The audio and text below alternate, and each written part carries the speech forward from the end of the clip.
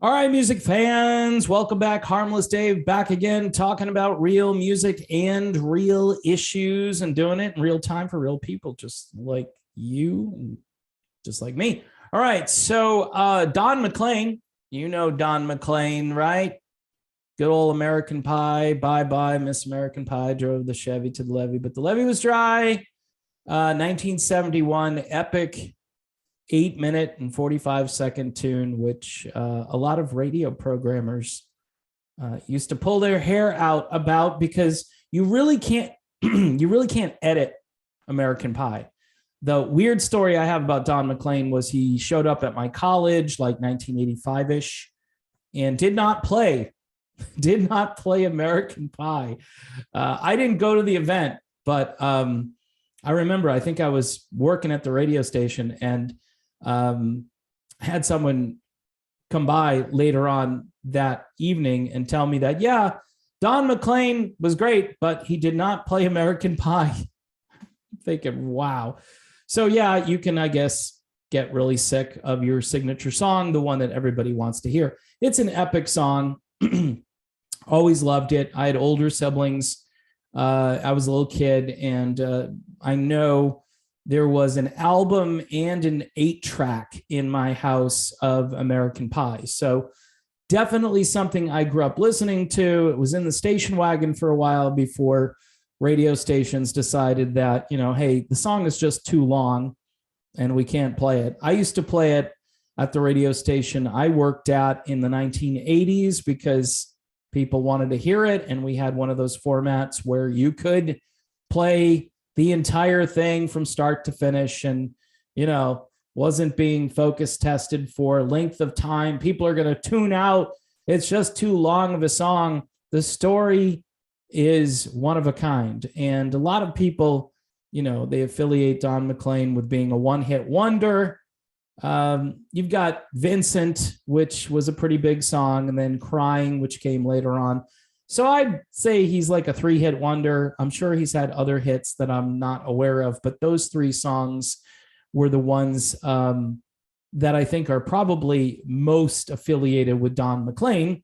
Anyway, Don McLean was supposed to attend an NRA convention this weekend, and a lot of attention is being put on this NRA organized concert in Houston, which is supposed to take place on Saturday.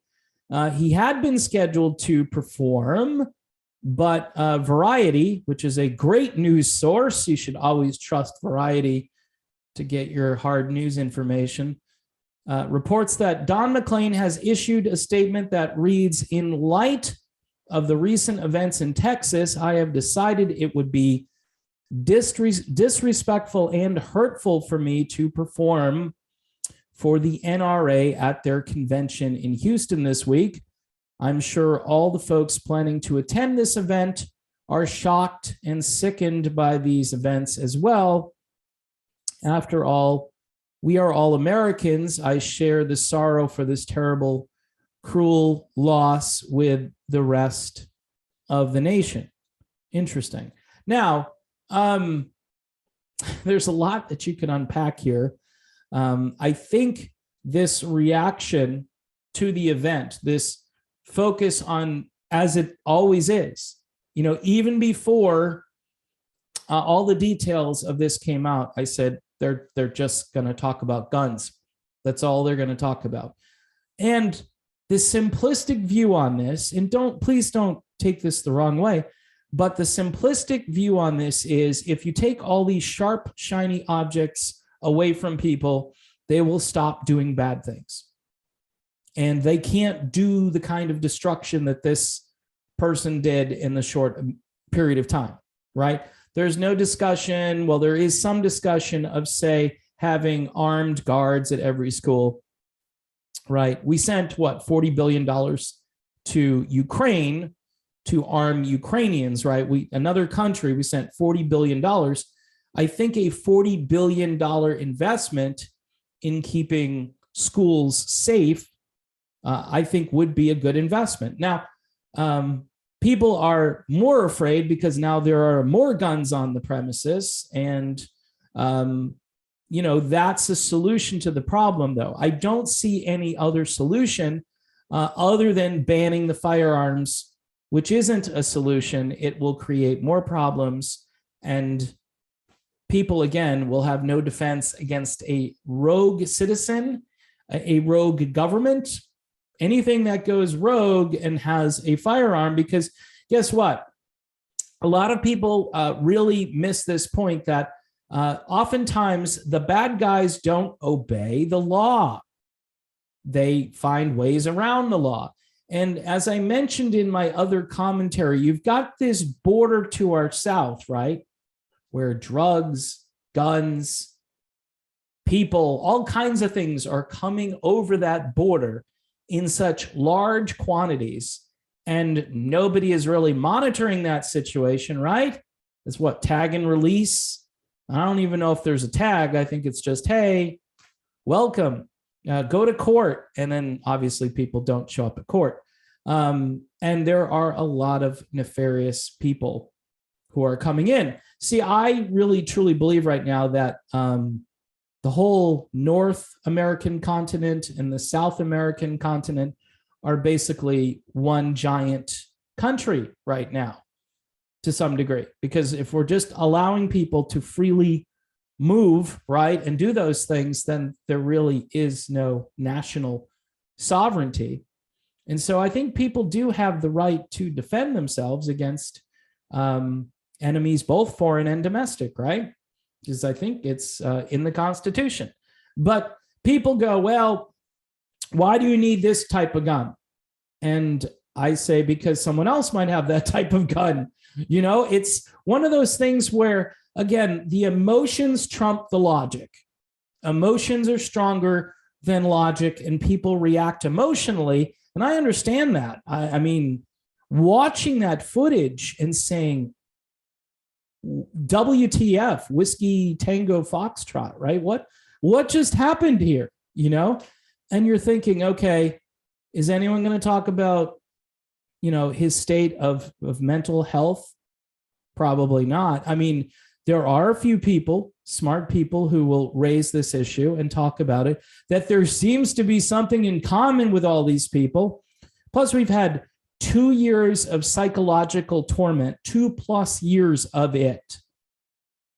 And an 18-year-old, despite what it says, for how many years that person has been alive, despite their driver's license or their birth certificate, 18 in many cases does not mean fully formed adult. It can mean, in today's world, a kid trapped inside an adult body and thinking that they can do all of the things that they've practiced for so many years on other devices because their life doesn't have any meaning. Nobody is there to nurture them. Nobody is there to express their opinions to them, which, see, in today's world, you're not really allowed to critique anything.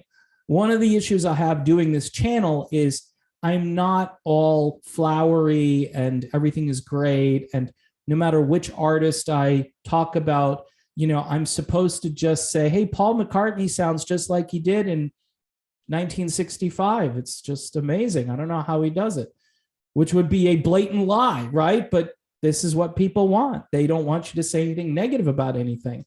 And so if you say that we're possibly not doing a good job raising kids today, if you think that we're relying on, say, I don't know, pharmaceutical companies to adjust the behavior, the unsightly behavior of the American male or whoever, right? I'm not saying that it's only males, but it seems to be predominantly a male shooter problem, right? So anyway, Don McClean not going to perform at the NRA event. And the show, which is dubbed NRA's Grand Old Night of Freedom concert, takes place on the second day of the 2022 NRA annual meetings and exhibits, a 3-day convention that's also scheduled to feature speeches by, former President Trump. Now, I guarantee you they're going to say, how insensitive. Why would he speak here after this event? I mean, this is going to be covered, I'm sure, because people are going to say, how dare he, right? Texas Governor Greg Abbott is supposed to be there. And Texas Senator Ted Cruz is supposed to be there.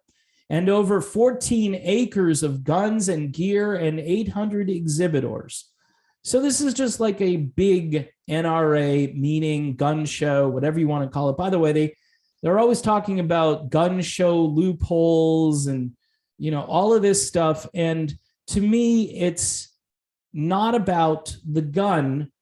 It just isn't. It's about the person operating the gun and their state of mental health. Now, I propose, obviously, that you make sure that this person is mentally able to be in charge of a firearm. Now, the only problem with that, and someone pointed this out to me on another platform, they said, so who's going to be the arbiter of who is mentally stable enough to have a firearm?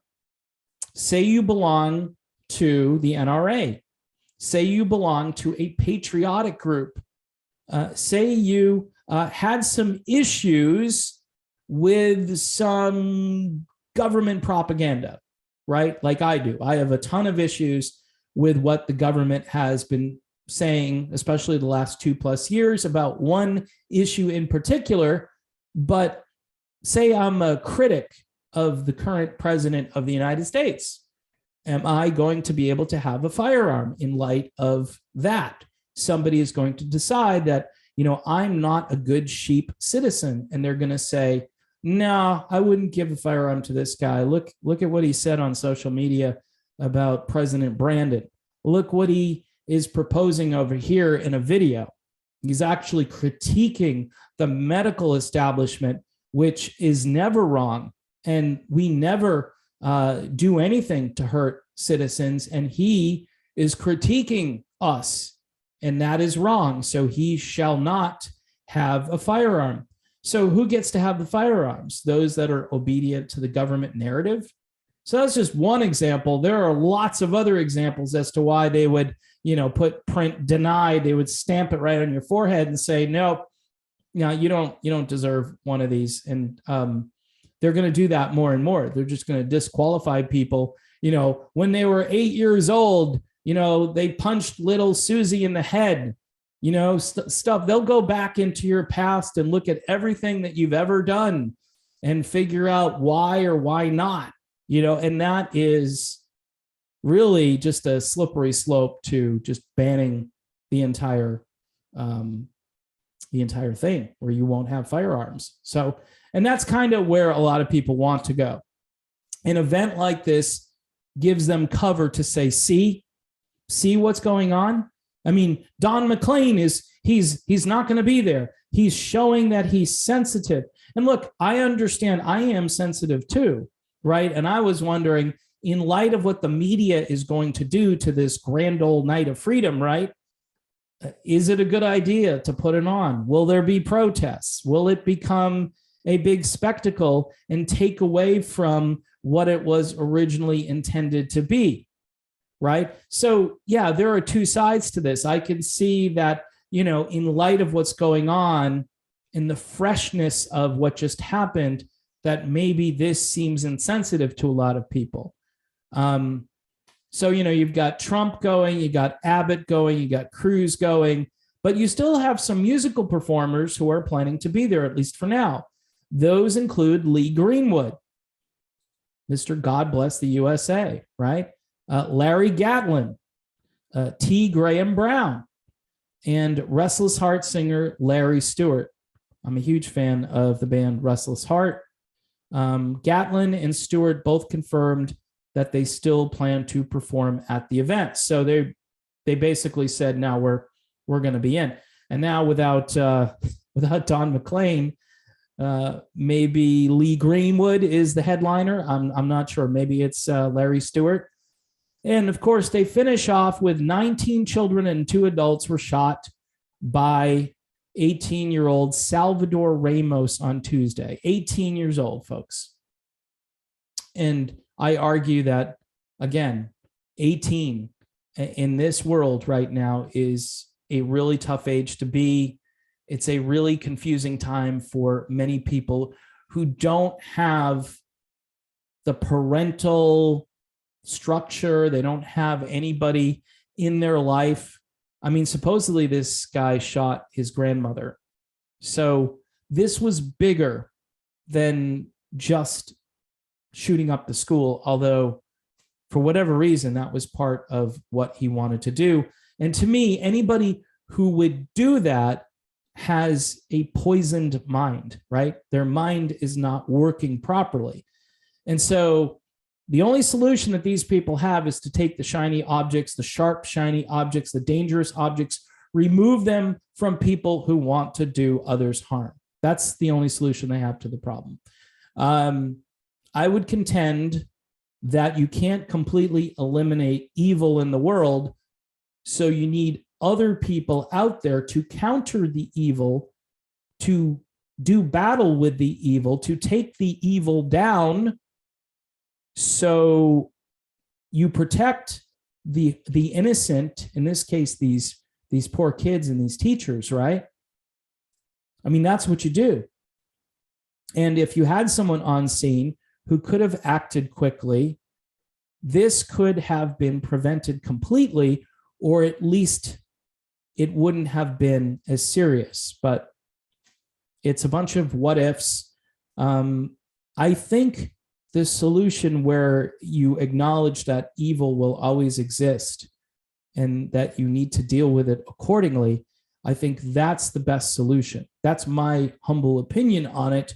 If you believe just removing all of the firearms from society is a good idea, with looming threats from within, looming threats from the way we are just one hemisphere now, kind of like North and South America. It's all just one big party because the door is wide open and we really don't care that the door is wide open there.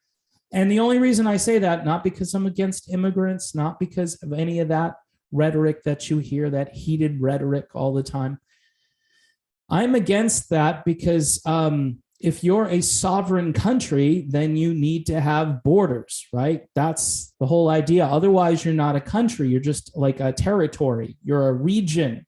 You're on the map, but there's no, I mean, why should there be, like, I've got a map in this room and the United States is kind of like beige and then Mexico is brown.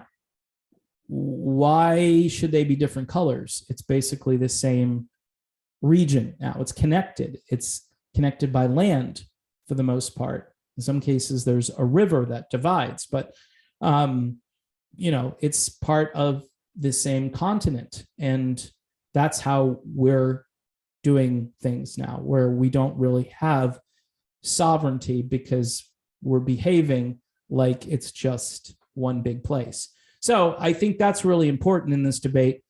But in the end, the media is going to probably applaud the actions here of Don McLean, and they're probably going to focus on what Trump has to say, or they're going to impugn, Larry Stewart and Larry Gatlin and T. Graham Brown and Lee Greenwood as being just totally insensitive, and they should know better than to show up at this event. It wouldn't shock me if this event got canceled. It wouldn't shock me, because this is the world we're living in. And now, to kind of combat what the media is going to do, the publicity that this is going to get, it wouldn't surprise me if they canceled. And it's a sad world we're living in, because someone would think, right, that canceling this would somehow help those grieving families. Maybe on a psychological level, it might, but they probably wouldn't even know that this is going on if the media didn't talk about it, because this isn't the first time I've heard about this. Almost the same day or the day after, I started hearing about this NRA thing, and I'm like, okay, they're obviously connecting these two things, and they're not even allowing there to be grief. They're not allowing there to be questions that should be asked about the shooter and his life and his past, and these motivating factors that caused this to happen. Right? The gun doesn't just get up on its own and walk into a school.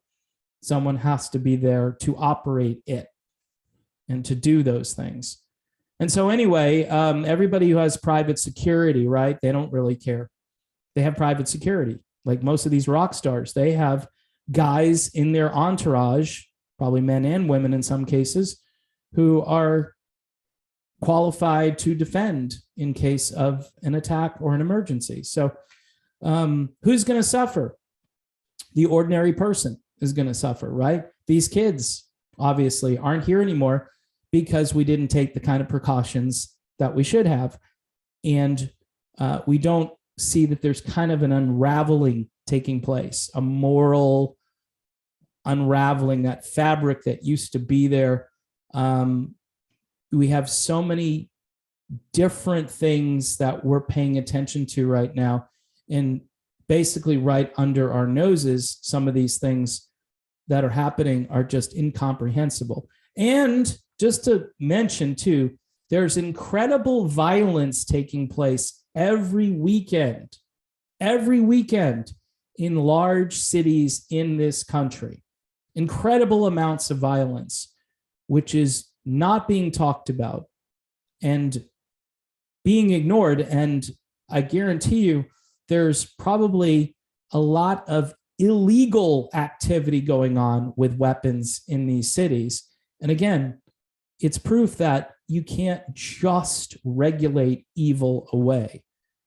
Sometimes you have to have somebody good to counter somebody who's evil and neutralize the evil. I don't know how else you deal with it at that level. So anyway, I've gone on a little bit here and rambled a bit. Thanks for watching the channel. Don't forget to subscribe to the channel, hit the bell for notifications. Patreon, if you want to support the channel for $1 a month or whatever you can afford, $2 a month. I'll take whatever you want to give. During the summer months, people tend to be a bit distracted, and I don't blame them. But this year, maybe with the gas prices, people are doing their old staycation routine. Remember back from like 2009, 2010, everybody was doing the staycation thing. Well, here we are again. So yeah, you can watch me and, pay $1 a month and that'll be fine. That'll work out good. All right. If you can, go on vacation, people.